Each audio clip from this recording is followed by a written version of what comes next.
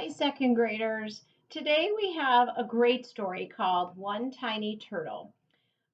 We've been learning about different animal life cycles, and today and tomorrow you're going to learn an awful lot about sea turtles.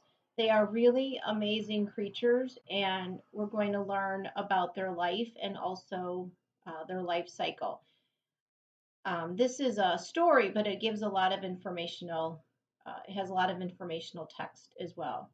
So to start off, we're going to read just a little bit of background information about sea turtles at the beginning of the book. About turtles. Sea turtles are related to tortoises and terrapins, and they are reptiles. Sea turtles are great wanderers, traveling thousands of miles each year, often far from land. This makes them difficult to study. So scientists are only just beginning to find out about their mysterious lives. There are 7 species of sea turtles. This book is about the loggerhead turtle. Loggerheads live in seas all over the world. And before I get started with the story, I wanted to show you just a little bit of a difference between a regular turtle that you might see out in nature and a sea turtle. So this is a stuffed animal of a regular turtle. They have the large shell, and as a lot of you know, when they get intimidated or scared, they will tuck their head underneath their shell. That is one of their defenses. Sea turtles can't do that. Sea turtles have larger heads, maybe not quite this big, but again, this is an example. He's pretty cute, isn't he? Of a sea turtle. They do not use their shell to hide. They cannot tuck their head underneath. And if you see, their legs are almost like flippers, and this makes them really, really great swimmers. So there is a pretty big difference between sea turtles and other turtles that you might see. So Nicola Davies writes this story, One Tiny Turtle. Far, far out to sea, land is only a memory. Empty sky touches the water. Just beneath the surface is a tangle of weeds and driftwood where tiny creatures cling. This is the nursery of a sea turtle. And the nursery is where all the babies are. Passing in a boat, you may not notice the turtle.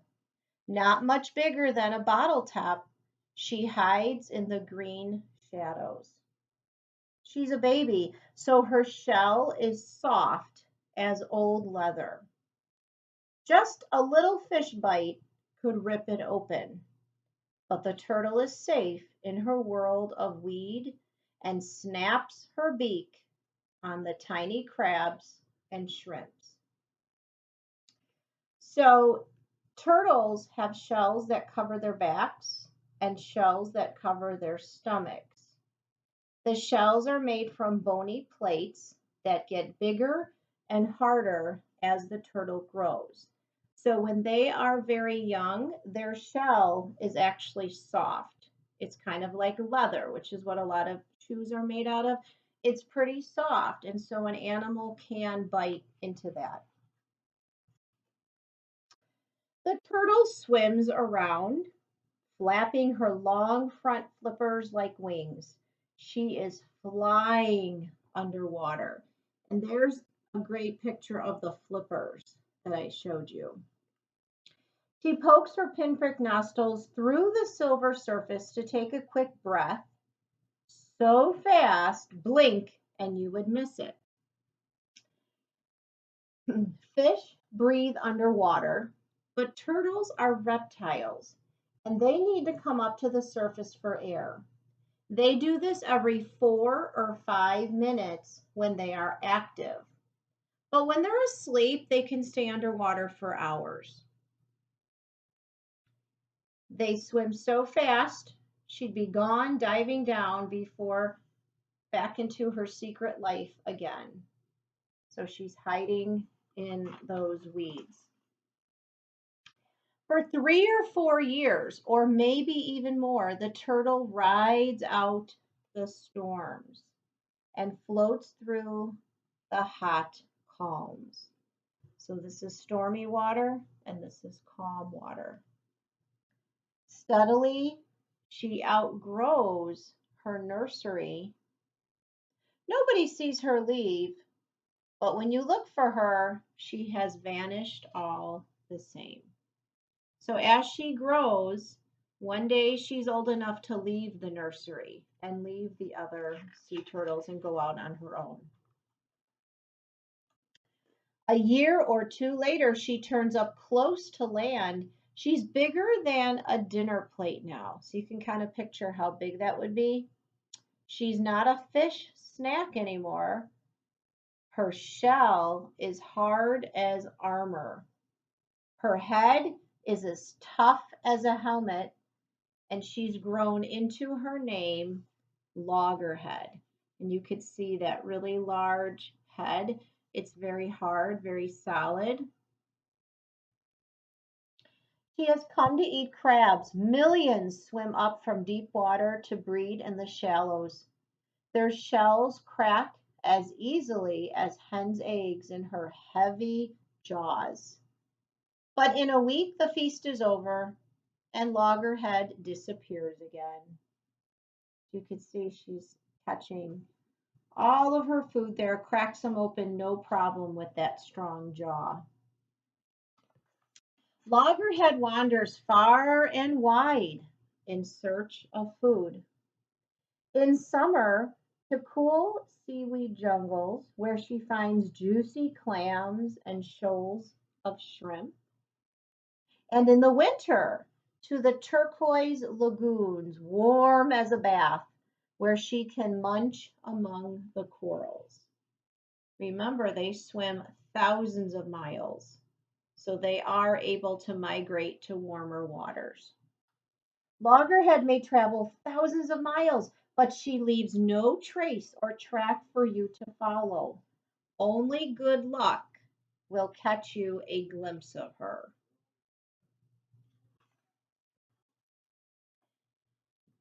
For 30 years, you may not find her.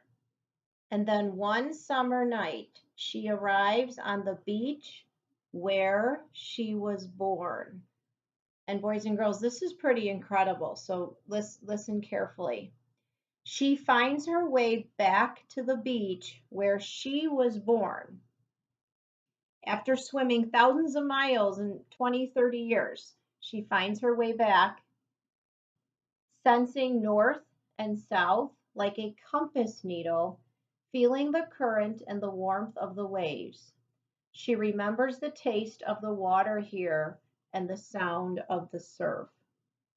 So, second graders, we've been talking about instinct, animal instinct. This is a perfect example of that. How sea turtles can go back to the beach, the exact spot where they were born, to lay their eggs. Pretty incredible. Loggerhead has grown in her wandering years, and she's as big as a barrel now. Floating in the sea, she weighs nothing. But on land, she is heavier than a man. So every flipper step is a struggle. And her eyes will tear salty tears, which help keep them free from sand. So her eyes get watery, and those are salty tears that help keep the sand out of her. It's very difficult for her to move on the sand because she's so heavy. In the water, she has no problem, but once she gets on land, it's really hard. Coming ashore is very risky for sea turtles. They can easily overheat and die. So they only nest at night or in cool weather. And then they go back to the sea as soon as possible. Loggerhead makes her nest where the sea won't reach. Scooping carefully with her hind flippers, she makes a steep deep hole. So she uses those flippers to kind of scooch the sand out of the way. Inside, she lays her eggs like 100 squidgy ping pong balls. So this is the size of a ping pong ball. This is about the size of the egg. They are round like that, and they are about this size. Afterward, she covers the eggs with sand to hide her nest from hungry mouths. So she kicks sand over the eggs to cover them up. Then Loggerhead is gone again, back to her secret life. So she makes her way then back to the water. Left behind under the sand, her eggs stay deep and safe. Baby turtles grow inside. And that's always been kind of interesting and fascinating and yet a little bit sad to me how they lay their eggs on the sand and they go away. They do not stay to see them hatch. They never get to see their babies. They do stay close to that nesting beach for several months. They will make more than one nest often. Before summer's over, the baby turtles start to wiggle from their shells.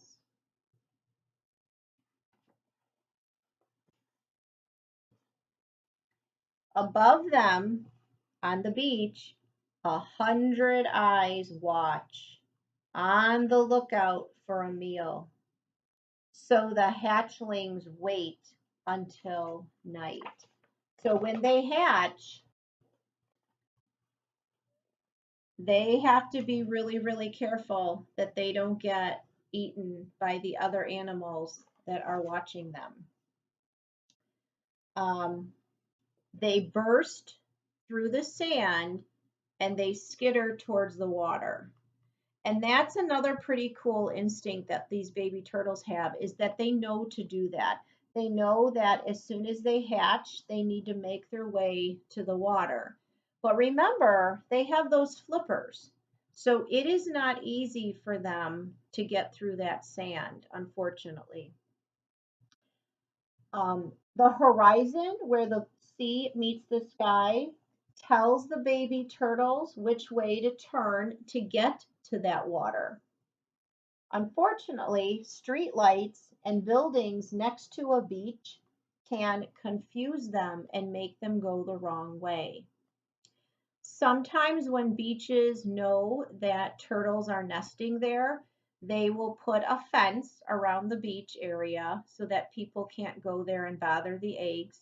And they will also make sure that lights are turned off at night because these baby turtles, when they hatch, they are looking for that horizon to know which way to go, and those lights can trick them.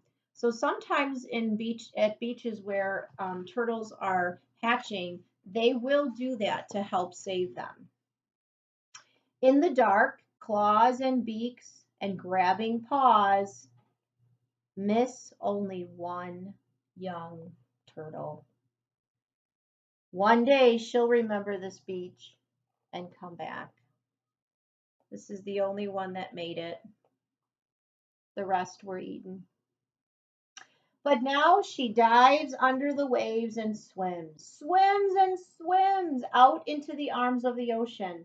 Far, far out to sea, land becomes a memory, waiting to wake in the head of the little turtle. So unfortunately, a lot of them do get snatched up, but there are some that do survive. So this little one did survive, and she will one day make it back to this beach to lay her eggs. So even though this book told a story, it's kind of cool. Look what's on the back. We've got an index. So if there was something you really wanted to know more about, you could look in the index and see what page it's on. So I hope you enjoyed that story today. Today and tomorrow, you're going to be learning more about sea turtles. Tomorrow, you're going to be doing some interactive things on your slideshow about turtles, but pretty amazing creatures. So if there are animals that you're interested in when you're on um, New Zealand or something, you can always try to look up information about them and learn more about them. They are really, really interesting animals. And I hope you learned something new today in our story. Okay. Have a great day, boys and girls. Miss you. Bye bye.